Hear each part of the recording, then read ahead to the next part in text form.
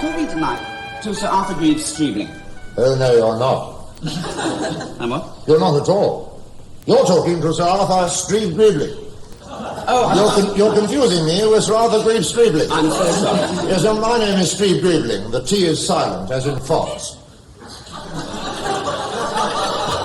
I'm so sorry.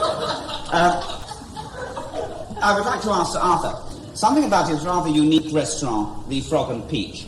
Well, this seems like an ideal opportunity, really. What with me being here and you being there. Well, yes. Wonderful opportunity. Yes, indeed. Seize it. Certainly will.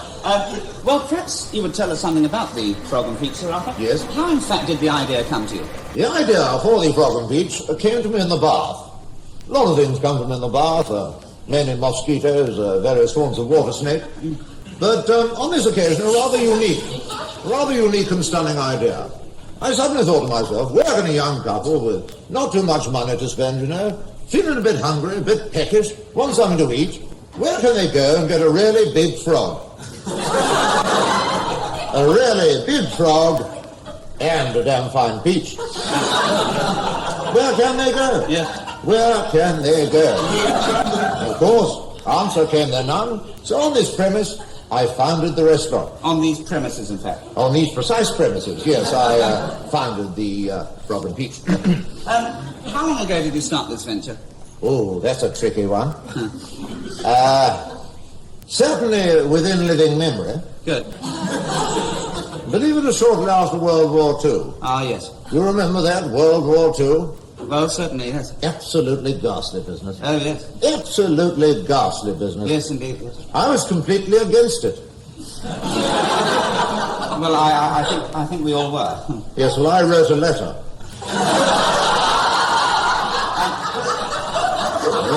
Yes, getting back to the Frog and Peach. Yes.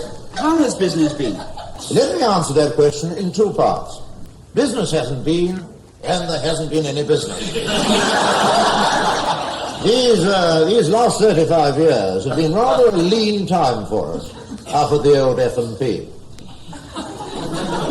Well, don't you feel you're at a slight disadvantage being stuck out here in the middle of a bog and in the heart of the Yorkshire moors? I think the word disadvantage is awfully well chosen here, yes. This is what we're at. We're at a disadvantage. Stuck out here in the middle of a bog in the heart of the Yorkshire moors. But I thought at the time, rightly or wrongly, possibly both. The people in this country were crying out for a restaurant without a parking problem. And here, in the middle of a bog, in the heart of the Yorkshire moors, there is no problem parking the car. No. Little difficulty extricating it, but the parking here is magnificent. Yes. It is magnificent parking. Yes, indeed. Wonderful parking. But don't you feel you're also at a disadvantage with regard to your menu? Oh, yes. Yes, we are at a tremendous disadvantage with regard to the menu. Have you seen it?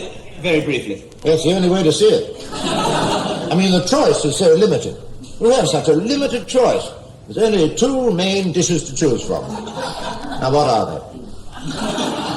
Last, I should know this by heart after 35 years. Yes, first of all, there is frog à la pêche. Frog à la pêche is basically a large frog covered in boiling pointre with a peach stuck in its mouth. It's one of the most disgusting things I ever see. The only alternative to frog à la pêche is even worse. Pêche à la frog. Pêche à la frog. A peach is brought to your table by the waiter, again covered in boiling pointre. The waiter? Very often, yes. Very often the waiter is, alas, covered in boiling pointre. But the policy here is to aim the pointre at the peach. Yes. That's the policy. Yes. The peach is then sliced open down the middle to reveal, oh my God,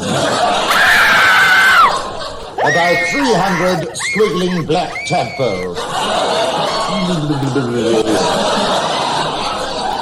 It is the most nauseating sight I have ever seen. It's enough to put you off your food. Yeah. Which is a damn good thing, considering what the food is like. Yeah. Who does the cooking? My wife. My wife does all the cooking, and luckily she does all the eating as well. She's not a well woman.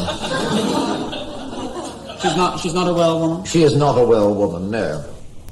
And she very much resents having to go down the well every morning. to feed the frogs. She dislikes it intensely. We have to lower her, screaming on a rope. Holy Christ, she goes. Frogs don't like it either.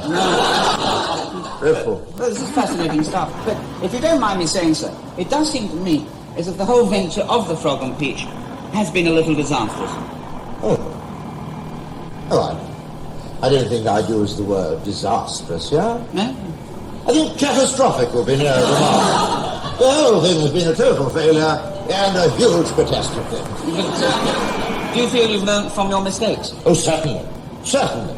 I have learned from my mistakes, and I'm sure I could repeat them exactly. Thank you, Sir Arthur B.